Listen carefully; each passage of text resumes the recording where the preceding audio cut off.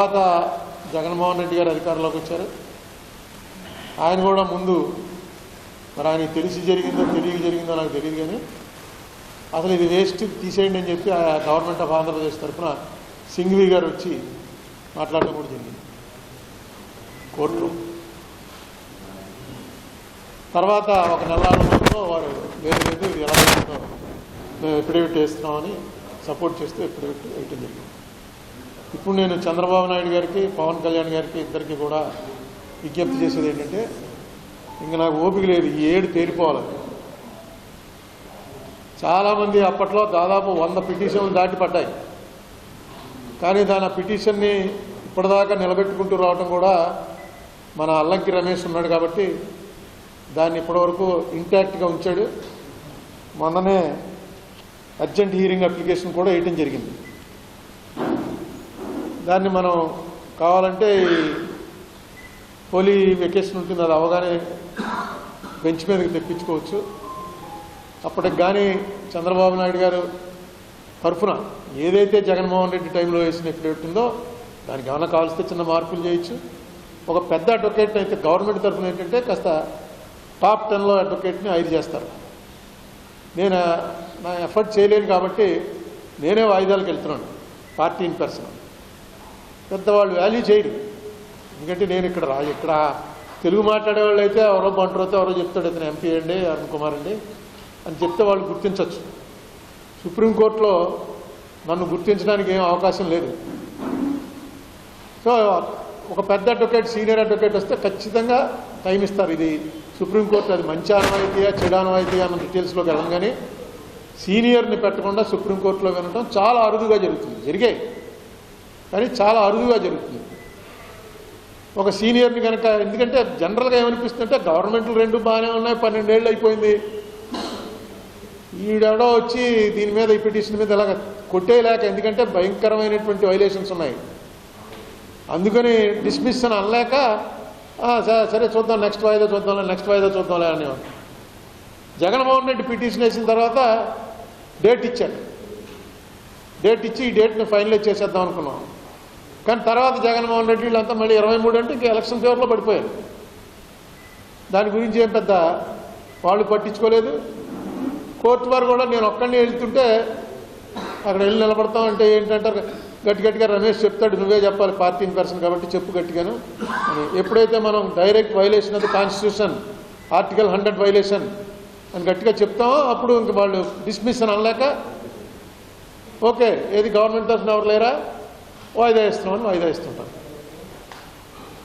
నేను రిక్వెస్ట్ చేసేది ఏంటంటే ఇద్దరు కూడా చంద్రబాబు నాయుడు గారు పవన్ కళ్యాణ్ గారు ఇద్దరు కూడా నాతో పర్సనల్గా ఏదైతే చెప్పారో అది నిలబెట్టుకోండి. ఎందుకంటే దీంతో కనెక్టెడ్ మ్యాటర్స్ మనకి తెలంగాణ నుంచి దాదాపు 1,50,000 కోట్ల రూపాయల విలువైనటువంటి ఏవైతే 2 రాష్ట్రాలకి కలబడినటువంటివి కలిసి ఉన్నటువంటివి కమర్షియల్లో ఇవి ఉన్నాయో ఆర్టీసీ లాంటిది, ఇలాంటి కమర్షియల్ వాటిలో దగ్గర 1,40,000 కోట్ల దగ్గర రావాలని జగన్మోహన్ రెడ్డి వేసినటువంటి పిటిషన్లు, అందులో 52% మనది జనాభా ప్రాతిపదికన, అది క్లియర్గా యాక్ట్లో ఉంది. ఇది మనకి ఇప్పుడు ఎంత క్రైసిస్లో ఉన్నామో ప్రతి మీటింగ్లో చెప్పుకుంటూ ఉంటాం. మనకి ఏపీ రీఆర్గనైజేషన్ యాక్ట్లో చెప్పినవి ఇవ్వలేదు, పార్లమెంట్లో ప్రామిస్ చేసినవి ఇవ్వలేదు, బీజేపీ వారు మేము ఎక్స్టెండ్ చేస్తామని చెప్పినవి ఇవ్వలేదు. రాష్ట్రం విడిపోయాక ఇప్పటి వరకు బీజేపీ అక్కడ కేంద్రంలో పరిపాలన చేస్తుంది. 2 సార్లు చంద్రబాబు నాయుడు గారు బీజేపీతో కలిసే ఉన్నారు, పవన్ కళ్యాణ్ గారు కూడా బీజేపీతో కలిసే ఉన్నారు. మధ్యలో 5 ఏళ్ళు గ్యాప్ వచ్చినా అధికారంలో ఉన్నప్పుడల్లా వీళ్ళంతా కలిసే ఉన్నారు. సో వీళ్ళకి నేను చేసే రిక్వెస్ట్, దయచేసి పుష్కరం అయిన తర్వాత దాని మీద ఒకసారి దృష్టి సారించండి. నేను పవన్ కళ్యాణ్ గారికి చంద్రబాబు నాయుడు గారికి మళ్ళీ ఇద్దరికి లెటర్స్ రాశాను, అది మీకు తెలుసు. పవన్ కళ్యాణ్ గారిని వెళ్ళి కలుద్దామనే ఉద్దేశంతో దుర్గేష్ గారితో చెప్పాను. ఈ విషయం ఏమన్నా ఆయన చేద్దామంటే మొత్తం వచ్చి పర్సనల్గా ఎక్స్ప్లెయిన్ చేస్తానని చెప్పు, ఆయన టైం తీసుకొని. దాని మీద పెద్ద ఆసక్తి చూపించలేదు. సరే నాతోటి కలవాలని కాదు, కానీ అక్కడ ఎవరినైనా ఆల్రెడీ గవర్నమెంట్ ఆఫ్ ఆంధ్రప్రదేశ్ చేసిన ఎఫిడేవిట్ ఉంది, దాన్ని సపోర్ట్ చేయట్లేదని చెప్పండి. లేకపోతే అది జగన్ వేశాడు కాబట్టి మేము సపోర్ట్ చేయమని చెప్పండి. ఎందుకంటే జగన్ చేసినవన్నీ మీరు కంటిన్యూ చేస్తున్నారు. పెన్షన్లు కానీ, ఫీజు రియంబర్స్మెంట్ కానీ, అది రోజు చెప్తున్నారు. జగన్ కన్నా బాగా ఇస్తున్నాం, జగన్ ఇచ్చింది కన్నా వాళ్ళు 3,000 ఇస్తే మేము 4,000 ఇచ్చాం, వాళ్ళు ఇన్ని కోట్లు ఇస్తే మేము ఇన్ని కోట్లు ఇచ్చాం అని అవన్నీ బాగా చెప్తున్నప్పుడు ఇది కూడా జగన్ వేసిన దాంట్లో ఇక 4 పాయింట్లు వేయలేదు, మేము ఆ 4 పాయింట్లు కూడా ఇస్తున్నాం, కోర్టు తేల్చండి మాకు జరిగిన అన్యాయం విషయమే అని చెప్పి అనొచ్చు. మరి ఎందుకంటలేదు? మీరు అన్న నిమిషంలో నేను ఉండను. పోనీ అరుణ్ కుమార్ వేసిన పిటిషన్లో మన సపోర్ట్ చేయటం అనేది కూడా కాదు.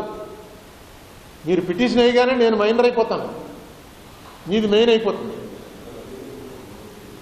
దయచేసి ఇది కన్సిడర్ చేయండి. 12 ఏళ్ల నుంచి అడుగుతున్నాను, 12 కాదు 10 ఏళ్ల నుంచి అడుగుతున్నాను. ఇప్పటికైనా దీన్ని జరిగి 12 ఏళ్ళు అయిపోయింది.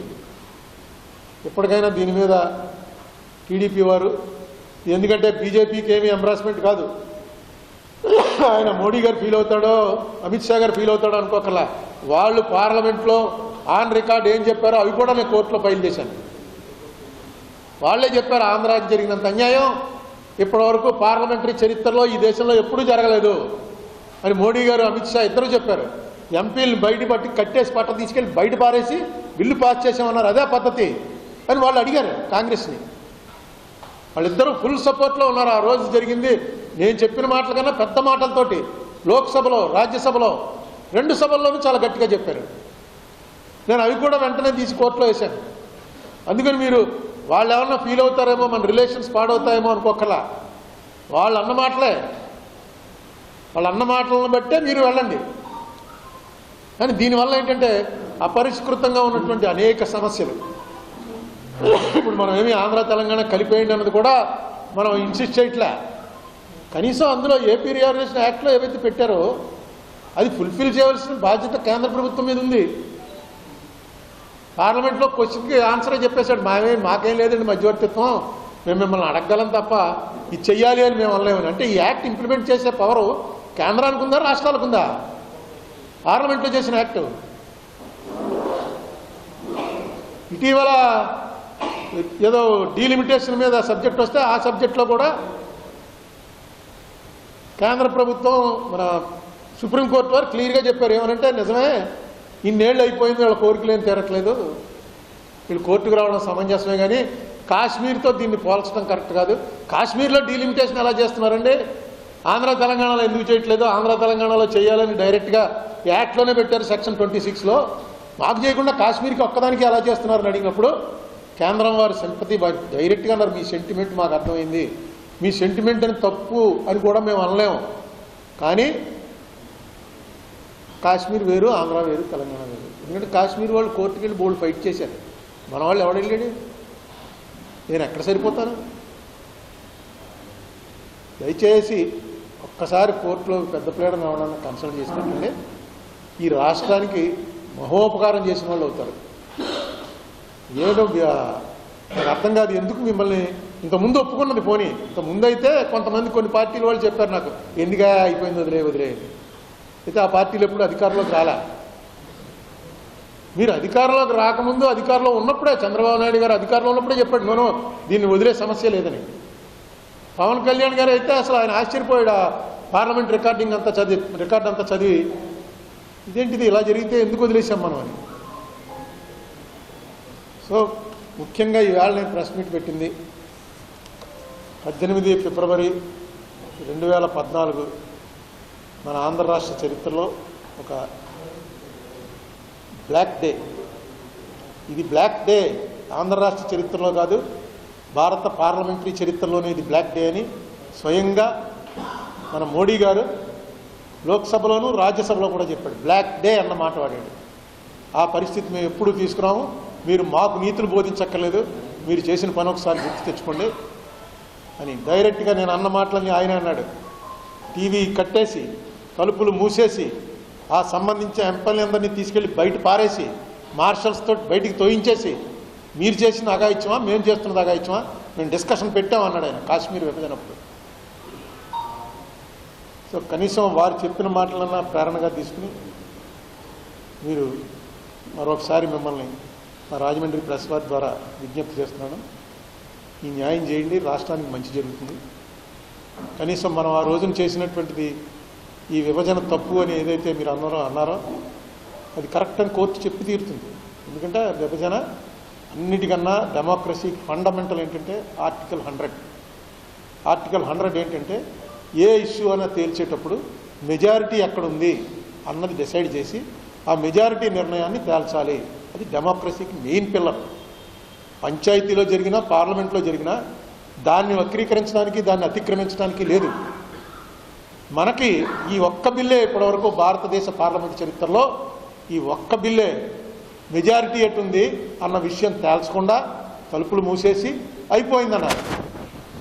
తలుపులు మూసేసి రికార్డింగ్ చేయనప్పుడు అయిపోయిందన్నారని నీకెలా తెలుసురా నన్ను అడిగితే పార్లమెంట్ రికార్డే మీ అందరికీ తెలిసిందే, మీకు అనేకసార్లు చూపించాను. లోక్సభ రాజ్యసభ ముందు బెంచీల్లో కూర్చొని రాసినటువంటి వాళ్ళ రికార్డును బట్టి తెలిసింది ఏంటంటే ఓటింగ్ అడుగుతూనే ఉన్నారు, ఓటింగ్ ఇవ్వలేదు స్పీకర్ గారు. అవసరం లేదని చెప్పారు. ప్రతి క్లాస్కి ఆవిడ క్లాస్ పేరు చదవగానే లేచి అమ్మా ఓటింగ్ పెట్టకపోతే తల్లలు ఎక్కడతానో తల్లన్న లెక్కెట్టారు అని అడుగుతుంటే తల్లలు ఎక్కడ కూడా పెట్టలేదు. ఇది రికార్డ్ అయ్యింది మొత్తం. దీన్ని కూడా మనం ప్రశ్నించలేకపోతే అది దీని మీద కూడా కొంచెం ఇంపార్టెన్స్ ఇచ్చి దీంట్లో పార్టేక్ చేయండి మీడియా. ఎందుకంటే మిగతా చోటుకి వెళ్తే ఏ ఊర్లో ప్రెస్ మీట్ పెట్టినా దీని మీద ఇంత అవగాహన ఉన్న వాళ్ళు రాజమండ్రి వాళ్ళే ఉన్నారు. ఎందుకంటే దీని మీద డిస్కషన్ అనగానే మీలో చాలామంది ఏముందండి కొత్త విషయం ఏముందండి ఎప్పుడు చెప్తూనే ఉంటారు కదా మీరు అన్నారు. ఎందుకు చెప్తున్నానంటే నా దృష్టిలో ఇది డెమోక్రసీకే చాలా అన్యాయం జరిగింది. ఆ అన్యాయం ఒక వ్యక్తికి జరిగింది కాదు, ఒక స్టేట్కి జరిగింది. దాని ఫలితాలు ఇప్పుడు కూడా చూస్తున్నాం. ఆ వేళ నుంచి ఈ వేళ వరకు రెవెన్యూ లోటు లేకుండా ఒక్క సంవత్సరం కూడా ఈ రాష్ట్రం జరగలేదు. ప్రతి బడ్జెట్లోనూ రెవెన్యూ లోటు అంటేనే దరిద్రం. మీకు ఫిస్కల్ డెఫిసిట్ వల్ల దరిద్రం ఉండదు, ఎందుకంటే దానికి సంబంధించిన ప్రాపర్టీస్ కనబడుతున్నాయి అనుకోండి. అప్పు చేసి ఆస్తి కొంటే నష్టమే ఉండదు. అప్పు చేసి మనం భోజనం తింటున్నాం అంటే పరిస్థితి ఏంటి, నడపలేకపోతున్నాం అనమాట. ఎప్పుడు రెవెన్యూ డెఫిసిట్టే. మీరు కాంగ్రెస్ పరిపాలించినప్పుడు ఎప్పుడూ రెవెన్యూ డెఫిసిట్ ఉండదు. వెరీ రేరు, 10 ఏళ్లకి ఒకసారి ఓవర్ డ్రాఫ్ట్ మీదకే వెళ్ళదు. అసలు రోషయ్య గారు ఫైనాన్స్ మినిస్టర్గా ఉన్నప్పుడు ఇప్పుడు ప్రస్తుతం దరిద్రంలో ఉన్నాం. అది 12 ఏళ్ళు అయిపోయిందండి. అంత క్లియర్గా యాక్ట్లో పెట్టింది. అప్పుడేమో కేసీఆర్కి జగన్కి మంచి స్నేహం అన్నారు, అప్పుడు తేలలేదు. ఇప్పుడు ఇక రేవంత్ రెడ్డికి చంద్రబాబు నాయుడు అయితే అందరికీ తెలుసున్న స్నేహం. ఇంకా కేసీఆర్ను జగన్ది లోపల స్నేహం, మనం బయటకు కాదని అంటాం. ఇది వీళ్ళది ఓపెన్, ఇద్దరికి బాగా క్లోజ్ రిలేషన్ ఉందో అందరికీ తెలుసు. కూర్చుని ఒకసారి మాట్లాడుకోండి, అన్ని యాక్ట్లో ఉన్నవే కదా. లేదు వాళ్ళకి మనకి మొమాట ఉంటుందంటే కోర్టు క్లియర్గా చెప్తుంది, వెంటనే డిసైడ్ చేయండి అని. ఆ 1,00,000 చిల్లర కోట్లు ఏదైతే ఉందో అది వెంటనే డిసైడ్ చేయండి, ఇద్దరు కూర్చోండి, కేంద్ర ప్రభుత్వం ఇంటర్ఫీర్ అవ్వండి, అయ్యి 50 to 38 కింద వెంటనే డిసైడ్ చేయండి అని క్లియర్గా చెప్తుంది.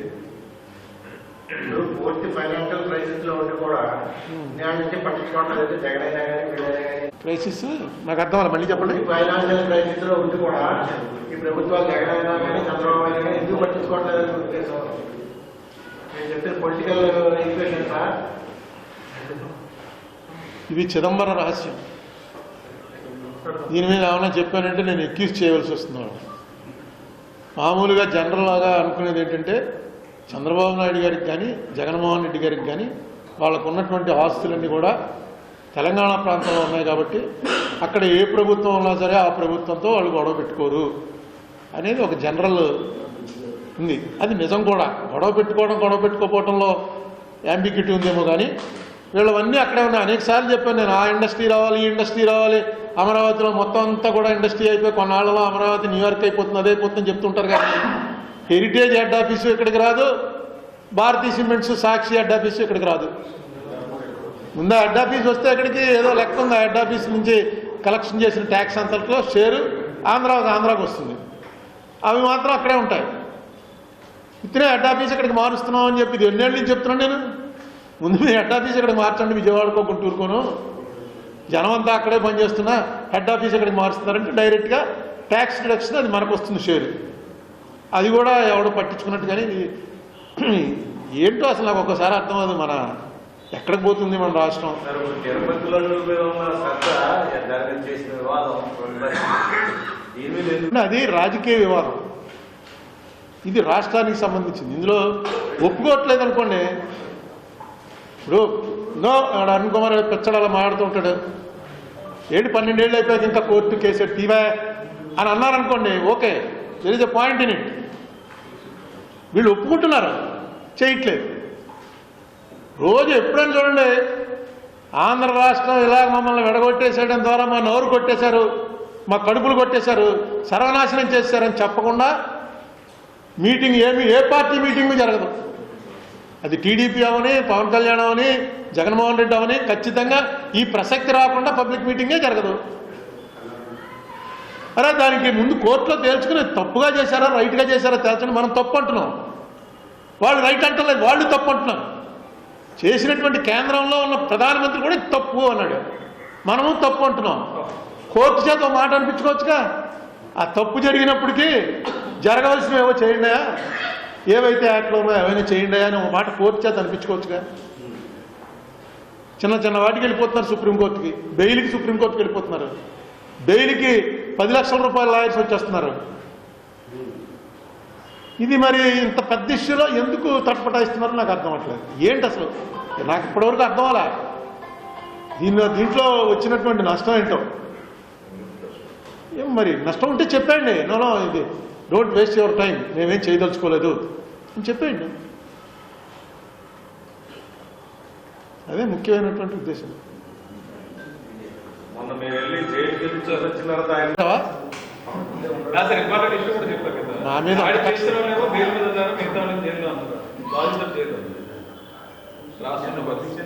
ఇప్పుడు మీరు అది నేను చేసి ఇది ఎక్కడికో తోసేస్తాను. ఎందుకంటే మీరు అన్నీ చెప్పి లడ్డు మీద ఉన్న శ్రద్ధ దీని మీద లేదా అని నువ్వు కూడా ఇది తీసేసి లడ్డూయే పెడతావు. లడ్డూ మీద నేనేదో చాలా ఘోరం చేసి జగన్మోహన్ రెడ్డి గారికి సర్టిఫికెట్ ఇచ్చేసినట్టు మొత్తం తెలుగుదేశం పార్టీ వాళ్ళు మామూలుగా పూర్వం ఎలా తిట్టేవారో అలా తిట్టేస్తున్నారు. ఇంకా పెరిగిపోతుంది. అయితే ఒక విషయం తెలుసుకోండి, లడ్డూకి సంబంధించినంత వరకు చంద్రబాబు నాయుడు గారికి కానీ, జగన్మోహన్ రెడ్డికి కానీ, పవన్ కళ్యాణ్కి కానీ దీంట్లో సంబంధం ఉందని నేను అనుకోను. కానీ దీన్ని రాజకీయంగా చేయటం కోసం చంద్రబాబు నాయుడు గారు వచ్చి స్వయంగా ప్రెస్ మీట్లో చెప్పాడు. చంద్రబాబు నాయుడు గారు చెప్పవలసిన అంశం కాదు. ఆయన కూడా ఎందుకు చెప్పుకుంటాడంటే గొడ్డు కొవ్వు, పంది కొవ్వు, ఇంకోటి ఏంటి చేప నూనె, ఈ 3 కలిసి ఆయన ముందు ఏదో రిపోర్ట్ వచ్చింది. ఆ రిపోర్ట్ కూడా నెట్లో ఉంది. ఆ రిపోర్ట్ చూసి ఆయన ఇది మంచి పాయింట్, జగన్ని ఫినిష్ చేయడానికి మంచి పాయింట్ అనుకుంటాడు ఆయన చెప్పాడు. చెప్పింది కూడా రిపోర్ట్ బేస్గానే చెప్పాడు. ఆ రిపోర్ట్ రాకపోతే ఆయన రాడు. పవన్ కళ్యాణ్ గారు తర్వాత సనాతన ధర్మం, గుడిమెట్లు కడగటం ఇవన్నీ ఆయన చేశాడు. అది కాదని ఇంకోటి వచ్చింది. ఏ రిపోర్ట్ ఇది? కోర్టులో ఫైల్ చేసినటువంటి ఛార్జ్ షీట్లో రాసిన రిపోర్ట్. నేను అది చదివి వినిపించాను. ఆ చదివి వినిపించడంలో కూడా కొంచెం నీరసంగా ఉండి అసలు ముందు మాట చెప్పలేదు. నేను చెప్పాను, ఇంగ్లీష్లో చదివాను, దాని అర్థం ఏంటి? In the absence of cholesterol. ఏమని రాశాడంటే in the absence of cholesterol ఇవి ట్రేస్ లార్డ్ కానీ ఫిష్ ఆయిల్ కానీ ఇవి ట్రేస్ అయ్యేటువంటి అవకాశం చాలా తక్కువ అని ఇచ్చాడు. In the absence of cholesterol అంటే అర్థం ఏంటి? అసలు కొవ్వే లేనప్పుడు అది గొడ్డు కొవ్వ, పంది కొవ్వ, చేప నూనె అని చెప్పేసి కనిపెట్టడం అనేది చాలా కష్టం. అసలు కొవ్వే లేదు, ఇదంతా కూడా పామాయిలో ఇంకోటో కలిపి 400 పేజీల, సుమారు 400 ఉందనుకుంటాను ఛార్జ్షీట్లో. కల్తీ అవ్వలేదని అక్కడ చెప్పలే, కల్తీ అయ్యింది. ఆ కల్తీ ఏంటి? అసలు నెయ్యలేదుట, నెయ్యలాగా తయారు చేశారట. ఆ తయారు చేయడానికి నెయ్యి వాసన రావడానికి నీ దగ్గరికి వచ్చి కొన్నాడు. అది పెట్టారు వాళ్ళు, ఛార్జ్షీట్ చాలా డీటెయిల్గా వేశారు. అలాగే ఆ నెయ్యి ఎలాగా దాని ఏమంటారు ఫ్లేవరు, దానికి ముట్టుకోగానే నెయ్యిలో జిడ్డు తగలడానికి ఏదో ఒకటి వాడాలి. అదేమో కలకట్టాలో పలానా అప్పారావు వాడి దగ్గర కొన్నారు 210 కోట్లకి, వీడి దగ్గర 170 కోట్లకి ఇది కొన్నారు. ఇవన్నీ కూడా ఛార్జ్షీట్లో రాశారు. రాసి ఇందులో కొవ్వు మాత్రం కలిపారు అన్నది లేదు అన్నారు. ఆ కొవ్వు కలిపారని లేదన్న దానికి నా మీద కోపం వచ్చింది. ఆ తిట్లన్నీ సిబిఐ వాళ్ళకి చెందుతాయి, లేకపోతే ఆ రిపోర్ట్ ఇచ్చిన వాడికి చెందుతాయి. నేను ఎందుకు అన్నానంటే ఆ మాట నాకు పెద్ద ఉపశమనం వచ్చింది. నేను తిరుపతిలో ఎన్నిసార్లు గుండు చేయించుకున్నానో నాకు గుర్తులేదు. అన్నిసార్లు నేను తిరుపతి వెళ్ళినప్పుడల్లా ఆల్మోస్ట్ గుండు చేయించుకుంటాను. తిరుపతి లడ్డు అంటే ఈ మధ్య ఒక 30 ఏళ్ళ నుంచి ఆల్మోస్ట్ ఎవ్రీ వీక్ ఎవరో వాళ్ళు పట్టుకొచ్చి ఇస్తుంటారు. తిరుపతి లడ్డు మాత్రం చాలా స్వార్థంగా వీలైనంత నేనే తినేసి పక్కన ఎవరైనా చిన్న మొక్క పెడుతుంటాను. ఆ లడ్డు మీరు కూడా చాలామంది అదే టేస్ట్, అది ఎవరో వదిలిపెట్టం. దానికి ఉన్నటువంటిది నేను చిన్నప్పటి నుంచి తింటున్నట్టు నాకేం పెద్ద టేస్ట్ మారినట్టు అనిపించలేదు. సరే, మొత్తానికి కల్తీ జరిగిందన్నారు. కల్తీ జరిగిందన్న దాని మీద మీరు సాటిస్ఫై అవ్వకుండా పంది కొవ్వు గొడ్డు కొవ్వు కలవలేదన్నారు, నా మీద కోపడిపోతే ఎలాగా అన్నమాట. అది చాలా రిలీఫ్, నాకే కాదు వైసీపీ వాళ్ళకి చాలా రిలీఫ్. ఎందుకంటే ఎక్కడ పోతారు, గొడ్డు కొవ్వు పంది కొవ్వు తీసుకొచ్చి కలిపేవాడు ఎవడం ఉంటాడండి? అసలు ఆలోచించండి. తిరుపతి పంపుతున్న వాళ్ళు అంతా హిందువులే కదా. తర్వాత ఆయన ఈ కెమికల్ అన్న దాంట్లో ఇది అవడానికి ఒక్కసారిగా గ్రాఫ్ గొడ్డు కొవ్వు పంది కొవ్వు లేదనగానే పడిపోయిందేమో అని టాయిలెట్ క్లీన్ చేసే ఇవి అంటే అన్ని రకాల కోకోకోలా పెట్టి టాయిలెట్స్ క్లీన్ చేస్తున్నారు. ఈ మధ్య పురుగు మందు మానేసి థమ్సప్ కోకోకోలా చల్లుతున్నారని చెప్పి కూడా మనం వీడియోలు చూస్తున్నాం. అది తాగేవాళ్ళు ఎవడన్నా మానుతున్నాడా? దాంట్లో అది ఉంటుంది ఇది ఉంటుంది అనమాట. కానీ ఏదైనా తిరుపతి వెంకటేశ్వర స్వామి అంటే ఆ లెవెల్ మామూలు మిగతా గుళ్ళకి ఆ గుడికి ఉన్న లెవెల్ వేరు. ఆ గుడి ఎందుకంటే నేను అక్కడికి నార్త్ ఇండియా బ్యాచ్ తోటి 2-3 సార్లు వెళ్ళే అవకాశం వచ్చింది. అప్పుడు చూస్తే వాళ్ళు నార్త్ ఇండియన్స్ అయితే ఆశ్చర్యపోతారు, ఏంటి జనం ఏంటి రోజు కుంభమేళా జరుగుతుందా ఇక్కడ, రోజు ఇలాగే ఉంటారా అని. ఈ రోజు తక్కువ ఉన్నారా బాబు, రోజు ఎలా ఉంటామేంటి. ఆఫీస్ ఒక్కసారి అయితే ఒక డెలిగేషన్తో వెళ్ళినప్పుడు ఆఫీస్లో కూర్చోబెట్టి చెప్పించాను, రోజు ఎంతమంది వస్తారు ఎలా తెలుసుకుంటారు అన్నీ చెప్పి. ఆశ్చర్యం అసలు ఏంటి లోపలికి వెళ్తే అసలు ఒక సెకండ్ ఉండనేవరు, నడు అలా చూసుకుంటూ వెనక్కి తోసుకుంటూ వచ్చేస్తారు. ఆ ఒక్క సెకండ్ కోసం 2 రోజులు 3 రోజులు క్యూలో ఉంటారు. అసలు ఎక్కడైనా నాకు తెలిసి అంటే నేను తిరిగిన తక్కువ అనుకోండి, ప్రపంచంలో ఎక్కడ ఒక టెంపుల్లో ఒక డైటీకి ఈ టైప్ ఆఫ్ రిసెప్షను అసలు ఎక్కడ ఉండదు. ఎవరు వాళ్ళు మనం ఏదో వెళ్ళి కాగితం పెడతాం, సీఎం గారికి బామ్మర్దనే అంటాడు ఒకడు ఎమ్మెల్యే గారి తమ్ముడిని అంటాడు, ఒకడు నేనే ఎమ్మెల్యేని అంటాడు, కద్దరు బట్టలు వేసుకుని వెళ్ళిపోతాడు, ఒకడు కండువా కప్పుకుని ఎలాగలా లోపల దూరటానికి ఎన్ని రకాల అక్రమాలను చేస్తాం ముందు వెళ్ళిపోయి దర్శనం చేసుకోవడానికి. కానీ నేను సీఎం జగద్గురువులు వెళ్ళే దారి దగ్గర ఒక బోర్డు ఉంటుంది. ఆ బోర్డు ఎవరు పడితే వెళ్ళడం లేదు, ఎగ్జిక్యూటివ్ ఆఫీసర్ కూడా వెళ్ళడం లేదనుకుంటాను, ఓన్లీ చైర్మన్ వెళ్ళొచ్చు మెయిన్ ద్వారం నుంచి. ఇలాగ అక్కడ ఒక బోర్డు ఉంటుంది, అంగవైకల్యం గలవారు ఇలా వెళ్ళిపోవచ్చు అని. అంగవైకల్యం వాడు ఎవడని ఉంటే వెంటనే వాడిని మెయిన్ గేట్లోకి వదిలేస్తారు. మనం ఎలా అనుకుంటే వెళ్ళిపోవచ్చుగా, లేకపోతే కాలు ఎలా కుంటుకుంటే నాకు ఈ కాలు లేదని ఎవడు ఒక్కడ వెళ్తాడా? ఒక్కడనే వెళ్తాడా? ఏమో లోపలికి వెళ్ళాడు దేవుడు తదాస్తుంటాడేమో, నాకెందుకు రా బాబు. నిజంగా భయం అంటే అది ఎన్ని అబద్ధాలను ఆడేస్తాం. లోపలికి వెళ్ళాలి, ఇంకోటి పేరు మీద ఇస్తారు, అది పట్టుకుని వెళ్ళిపోతుంటారు, దొరికేస్తూ ఉంటారు, వాళ్ళ మీద కేసులు జరుగుతుంటాయి. ఎవరిదో పేరు మీద లోపలికి వెళ్ళిపోవడం, లోపలికి వెళ్ళడానికి 2 లక్షలు అండి పొద్దున పూజకి, అన్ని రకాల ఫ్రాడ్లు జరుగుతాయి ఇక్కడ. దేవుడిని మోసం చేయడానికి మాత్రం ఎవడో సిద్ధపడ్డా, అది డైరెక్ట్గా దేవుడికి తనకి ఉన్న సంబంధం. అది ఇదే మన ఈ మతానికి మెయిన్ పిల్లర్ ఏంట్రా అంటే దైవం అనేటప్పటికి మనం చేయబుద్ధి అయ్యదు, ఏం చేస్తాడులే అని. నేను ఇంకోసారి ఆశ్చర్యపోయాను, గురుదాస్ గుప్తా కమ్యూనిస్టు, రోజు వాళ్ళు భౌతికవాదం, వాళ్ళు దేవుణ్ణి నమ్మరు. ఆయనతో పాటు నారాయణ గారు,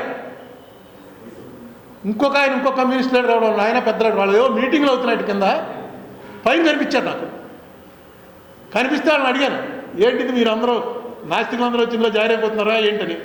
అంటే గురుదాస్ గుప్తా చెప్పాడు. గురుదాస్ గుప్తా గారు నాకు బాగా తెలుసు, నన్ను చాలా బాగా అరుణ్ బాబు అని పిలిచేవాడు. ఆయన చెప్పాడు, ఇంత పెద్ద ఇంటర్నేషనల్గా ఎంత పెద్ద ప్రాముఖ్యత ఉన్నటువంటి ఈ ప్లేస్లో మేము కింద మీటింగ్కి వచ్చి ఇక్కడికి రావని ఎలా అనుకున్నావు, నువ్వు ఇది చూడడానికి రావని ఎలా అనుకున్నావు?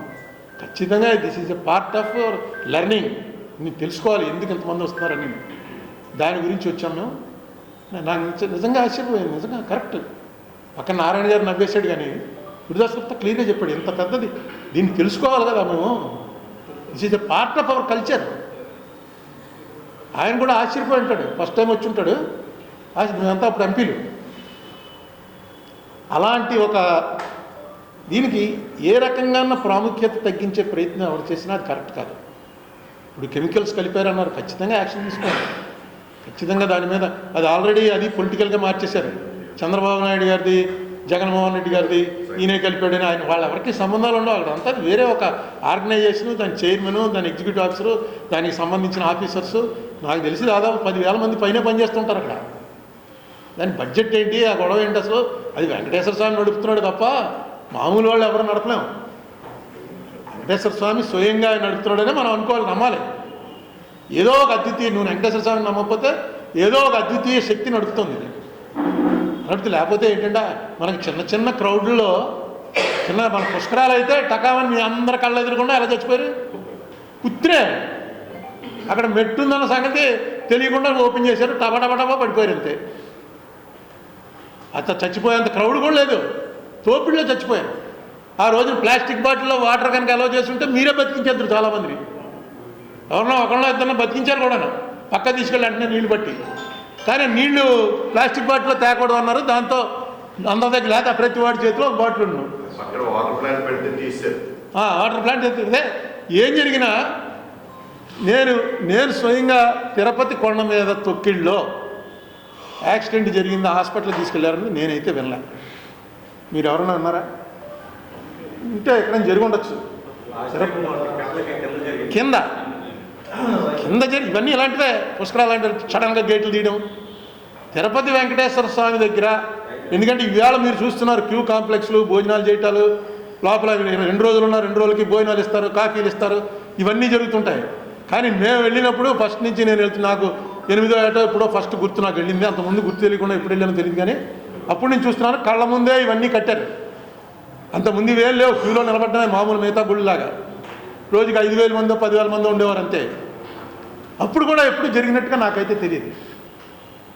అటువంటి ఒక ప్రధానమైనటువంటి ప్రాధాన్యత సంతరించుకున్నటువంటి మనకి ఎసెట్గా దీని గురించి ఆ రోజుల్లో మద్రాసుతో మనకి చాలా గొడవలు అయ్యాయి. తిరుపతి ఎలా ఇస్తారు మీరు, దాని పేరే తిరుపతి, తిరు అంటే అది మద్రాసు మాట, అది ఇవ్వడానికి తిరువాన్కూరు ఉంది, తిరుచినాపల్లి ఉంది, అలాగే తిరుపతిని వాళ్ళు గొడవ చేశారు. చేసినప్పటికీ ఆ రోజు చెన్నై వదిలేస్తున్నాం అన్న కారణం అయి ఉండొచ్చు, చెన్నై వదిలేస్తున్నాం అన్న కారణం ఏదో కారణం మీద తిరుపతి అనేది మనకి భగవత్ శక్తి వల్లే వచ్చింది అనుకుంటాను నేను. ఆ వెంకటేశ్వర స్వామి కూడా హాస్పిటల్స్ పెట్టారు, కాలేజీలు పెట్టారు, యూనివర్సిటీలు పెట్టారు. ఆ వస్తున్నటువంటి డబ్బు అంతా కూడా అనేక మందిని జీవనోపాధి కల్పించే పరిస్థితిలో వచ్చింది. దాని మీద ఏం జరిగినా కరెక్ట్గా చర్యలు తీసుకోవాలి.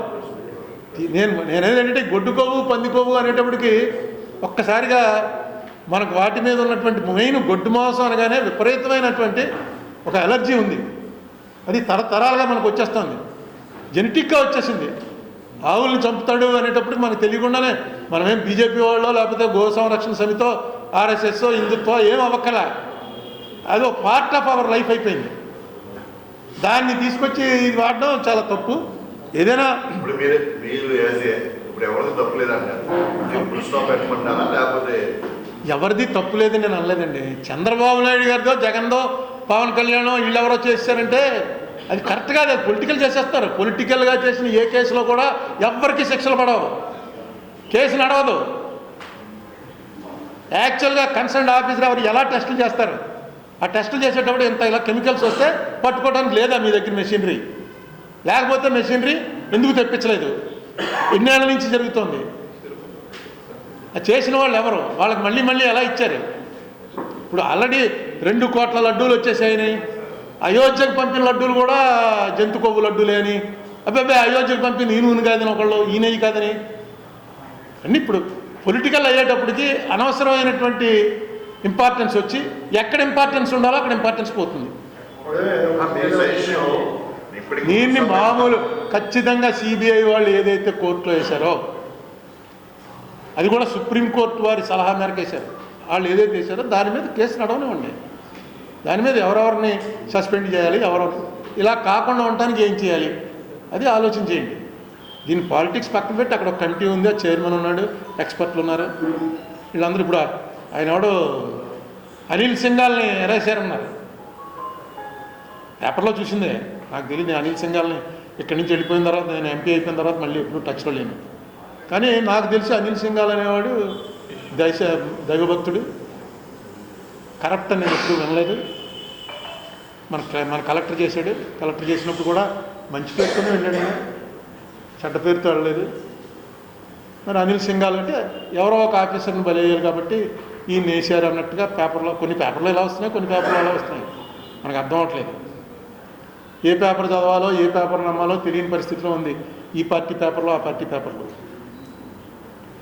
బట్ ఇవన్నీ కూడా కరెక్ట్గా జరగాలి అంటే పొలిటికల్ ఇంటర్ఫీరెన్స్ తప్పించి, అలాగే CBI already take over. CBI మీద నాకు ఇప్పటికీ కూడా నమ్మకం ఉంది. ఎందుకంటే ఆ సిస్టంలోకి ఇప్పటివరకు సిస్టమ్ని మిస్యూజ్ చేస్తున్నారు. కానీ అంటే పెట్టనవసరం లేని వాళ్ళ మీద కేసులు పెట్టడం, అలాంటి వాటి మీద మిస్యూజ్ చేస్తున్నారు. కానీ ఆ మిస్యూజ్ చేయబడినటువంటి కేసుల్లో కన్విక్షన్ వచ్చినట్టుగా నేను ఇప్పటివరకు విన్నా. మిస్యూజ్ చేసి వీడిని లోపల పెట్టి అల్లరి చేయడానికే తప్ప, ఇప్పుడు అంబటి రాంబాబు కేసు ఉంది. అంబటి రాంబాబు కేసే కాదు,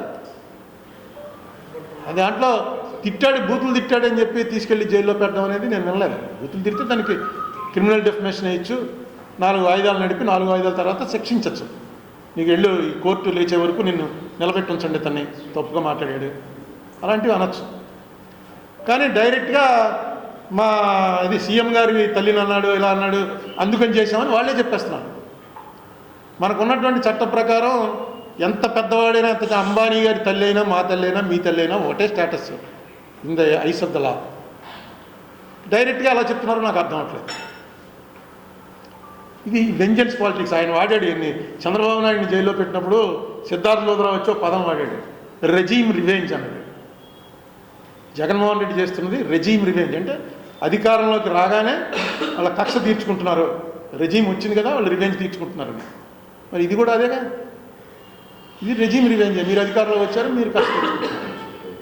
దీనివల్ల జగన్కి ఏం జరిగింది? జగన్కి ఏమన్నా ప్లస్ అయిందా? మీకు అవదు. మీరు రివెంజ్ తీసుకున్నట్టుగా తెలిసిపోతుంటే ఇంకేంటి. మొన్న అయిపోయింది, వచ్చేస్తున్నాడు రేపని చెప్పిన తర్వాత మొన్నాడు ఏదో ఎప్పుడో కేసు, ఇప్పుడు వీళ్ళు మొదలెట్టారు కేసులు పెట్టడం. పోలీస్ స్టేషన్కి వెళ్ళి ఒక ఎఫ్ఐఆర్ రాయించి, ఆ ఎఫ్ఐఆర్ తీసుకున్నట్టు ఒకటి ఇవ్వండి అంటే ఇచ్చి తీరాలి పోలీస్ స్టేషన్లో.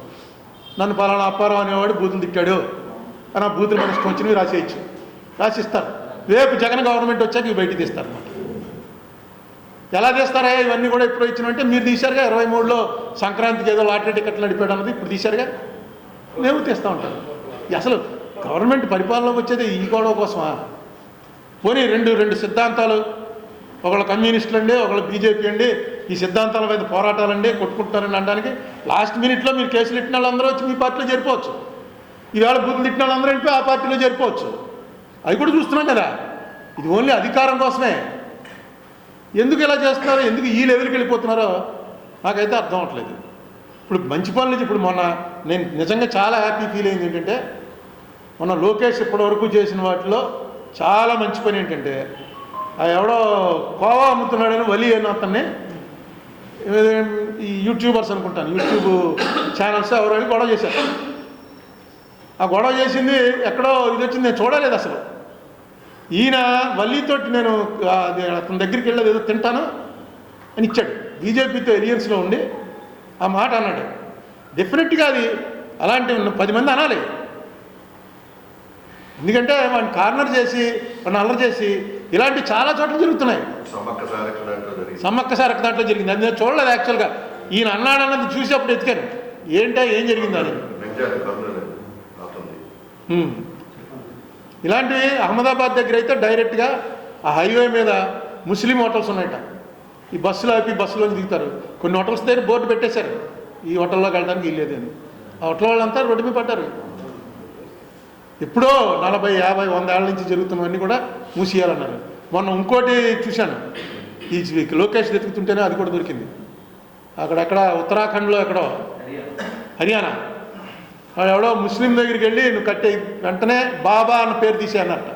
బాబా టైలర్స్ అనుకుంటా. అంటే బాబా టైలర్స్ అని చెప్పి ముస్లిం ఉన్నాడు, టైలరింగ్ చేస్తున్నాడు. ఈ బాబా పేరు మాది, హిందూ పేరు ఇది, తీసేయన్నారు. తీసేయంటే అతనికి సపోర్ట్గా ఎవడొచ్చాడు, ఆ పక్కనే ఎవడో దీపక్ కుమార్, జిమ్ ఉంది, వాడు ఎవరితో గొడవ పెట్టుకోవాలనుకున్నాడో ఏంటో వచ్చాడు సీన్లోకి వచ్చి ఎంటర్ చేసేది తీయడానికి వెళ్ళేది అన్నాడు. అంటే వీళ్ళు ఏం చేశారు, చుట్టుపక్కల ఉన్న ఊర్ల నుంచి ఎవరో బజరంగ దళో ఇంకోళ్ళో వచ్చారు అటాక్కి.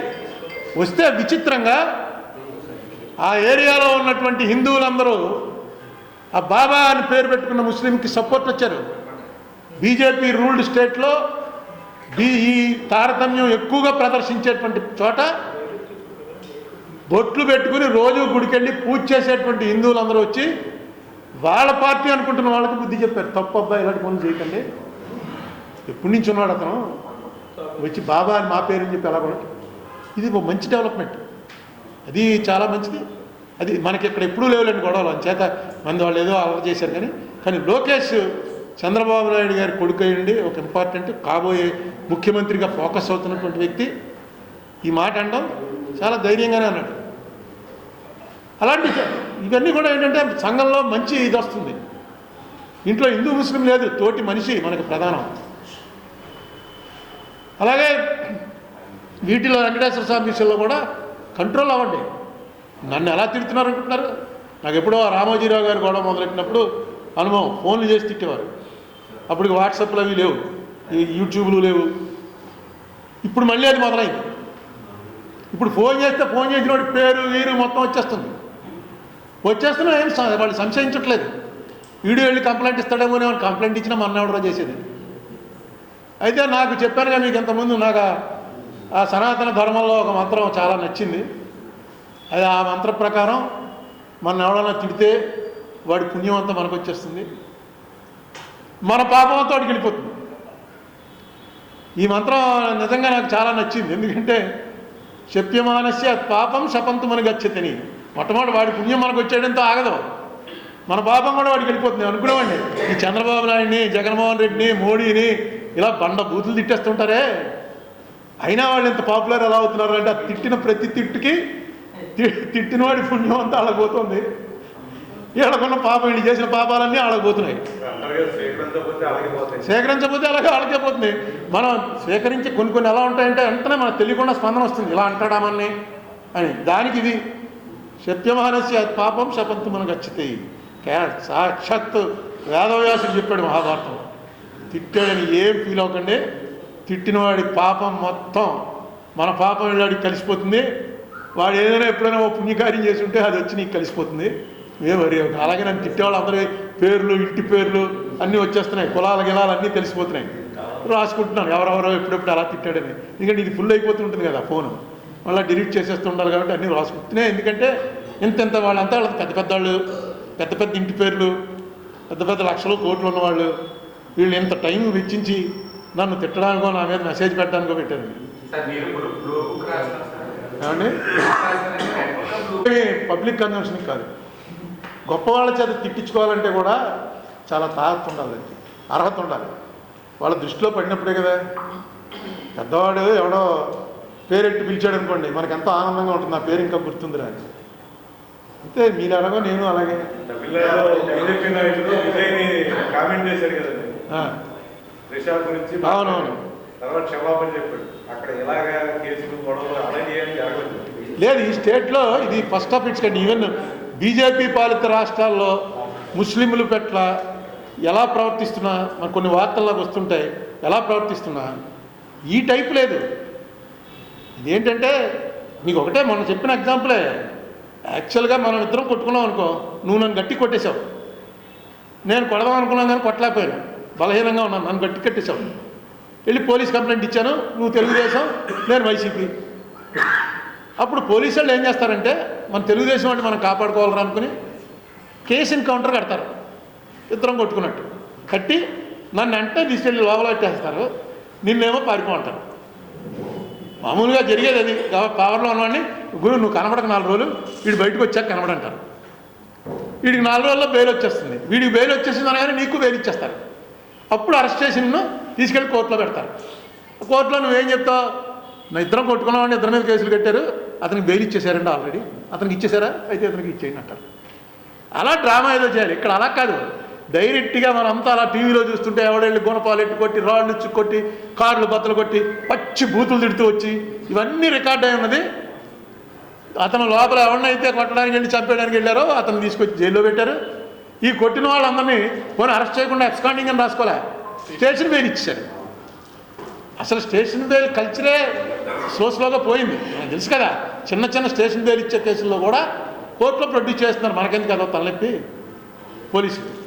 అయితే పోలీసులు కూడా ఏం చేయగలరు, వాళ్ళు మళ్ళీ ఎక్కడో కొడతారు. ఇలాంటి కలిసి మాట్లాడితే కొట్టేయడం వాళ్ళు మారేనండి. అంటే ఆ లెవెల్ లీడర్స్లో కొట్టుకోరు. సార్ మరి న్యాయస్థానాలు ఎందుకు రిమాండ్ చేశారు? అంటే న్యాయస్థానాల్లో కూడా మనం డైరెక్ట్గా సుప్రీంకోర్టు జడ్జి గారు అన్నాడు, అసలు మీరు కేసు చూస్తున్నారా అని. న్యాయస్థానాల్లో కేసు చూడలే, పోలీసులు తీసుకొచ్చారు, రిమాండ్ అన్న తర్వాత వాళ్ళు బెయిల్ మూవ్ చేశారనుకోండి, బెయిల్ ఇచ్చేస్తారు. అందుకని ఇది పెద్ద కేసు చూసి దీనికి అర్హత ఉందా అసలు కేసు తీసుకురావడానికి అని చూసేంత లేదు. మనకు ఎలా ఉండేది అంటే పూర్వం ఒకటే కేసు, మన అందరికీ గుర్తున్న కేసు. అంటే మీరు అప్పుడు ఇంకా చాలామంది పుట్టుండరు. ఇందిరాగాంధీని అరెస్ట్ చేశారు.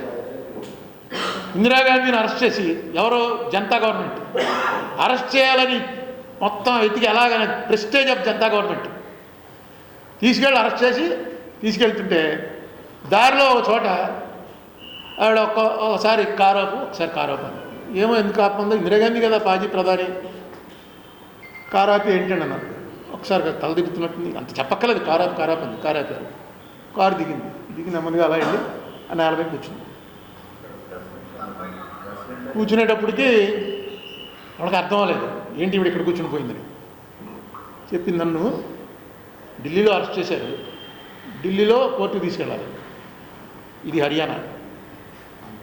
ఆ ఆవిడ కూర్చున్న హర్యానాలో నన్ను మీరేం చేయటానికి లేదు, హర్యానా మేజిస్ట్రేట్ దగ్గర తీసుకెళ్ళండి.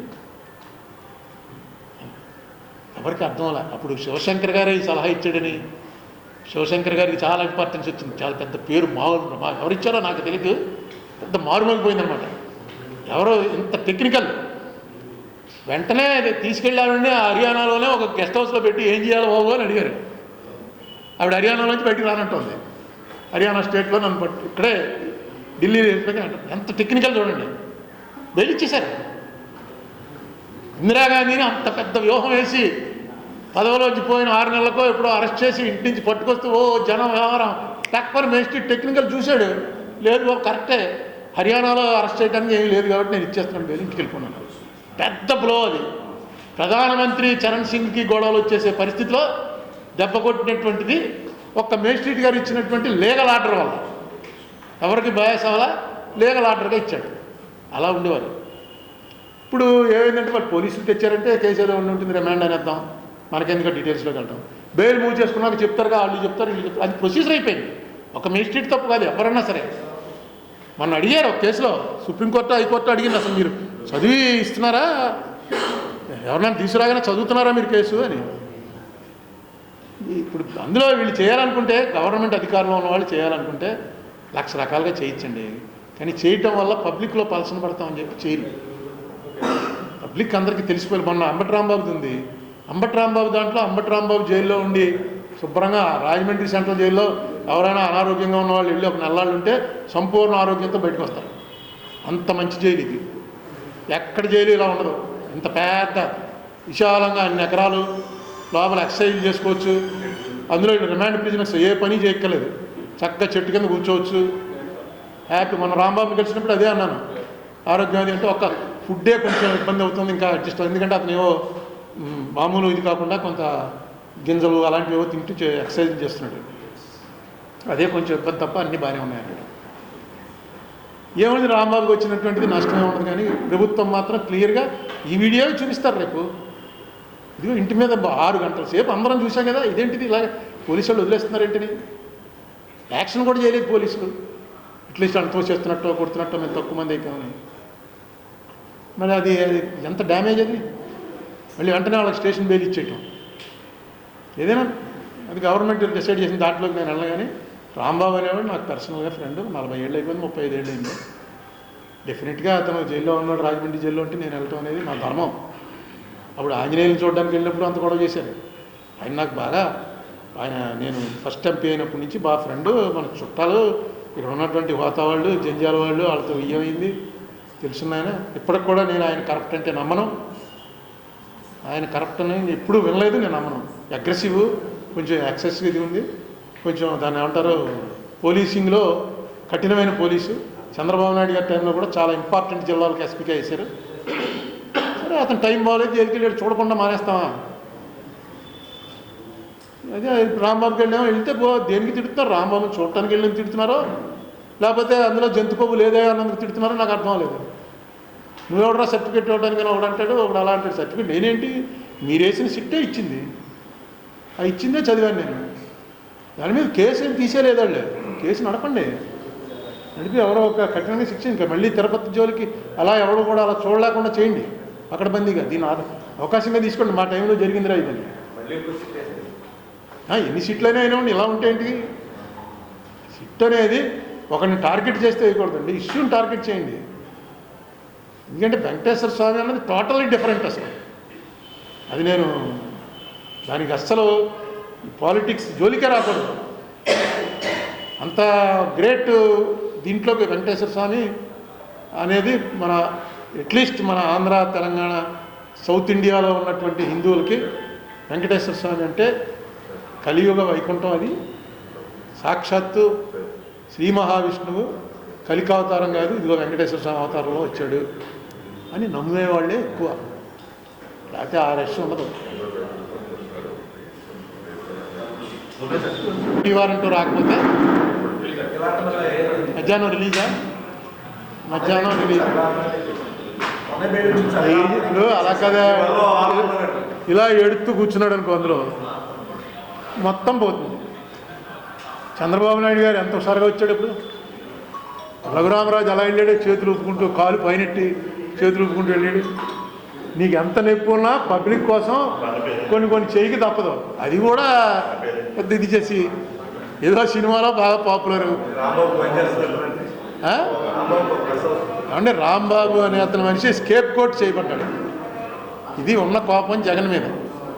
జగన్కి ఒక ప్రధానమైనటువంటి బాగా మాట్లాడే శక్తి ఉన్నవాడు. ఎప్పుడు కూడా అతను తప్పు మాట్లాడటం నేను వినలా. చాలా వ్యంగ్యం, కటకారం, వేళాకోళం ఉంటుంది, కానీ తప్పుగా ఒక మనిషిని కించపరిచేలా. ఎందుకంటే నా మీద చాలాసార్లు మాట్లాడాడు. నేను అప్పుడు కాంగ్రెస్లో ఉండి అతను వైసీపీలోకి వెళ్ళినప్పుడు నా మీద బోల్డ్ అని ప్రెస్ మీట్లు పెట్టాడు. ద్రోహి నువ్వు అన్నాడు, ఇది అన్నాడు. ఎప్పుడు కానీ అందులో అన్పార్లమెంటరీ వర్డ్స్ ఏముండవు. మనం ఎలా మాట్లాడేవాడిని అనడానికి లేదు. నా మీద ఆ లెవెల్లో రెచ్చిపోయేవి అనడానికి ఉంటుంది తప్ప అలాంటి మాటలు మాట్లాడతావా అన్నారు. ఎప్పుడు మొన్న కూడా అతను ఏం ప్రెస్ మీట్లో అన్నదో ఏదో కాదు, అతను అనుకున్న మాట వచ్చి కారు మీద కొట్టేస్తుంటే అతను అనుకున్నాడు. ఎందుకంటే కొడుతున్నాడు ఎవరో అతనికి తెలిసి ఉండరు. చంద్రబాబు నాయుడు మనుషులని చెప్పి చంద్రబాబు నాయుడు అనేసాడు. అన్నాక వెంటనే చాలా బాధపడ్డాడు. చాలా మొన్న కూడా నాకు జైల్లో అదే చెప్పాడు. ప్రెస్ మీట్ పెట్టి చెప్పాడు. మొన్న జైల్లో కూడా బాధపడ్డాడు. ఎలా వచ్చిందో అలా వచ్చింది, ఇంకా కొడతనం పోలేదు నాకు. చిచి ఎలా నెక్స్ట్ టైం పెడదాం.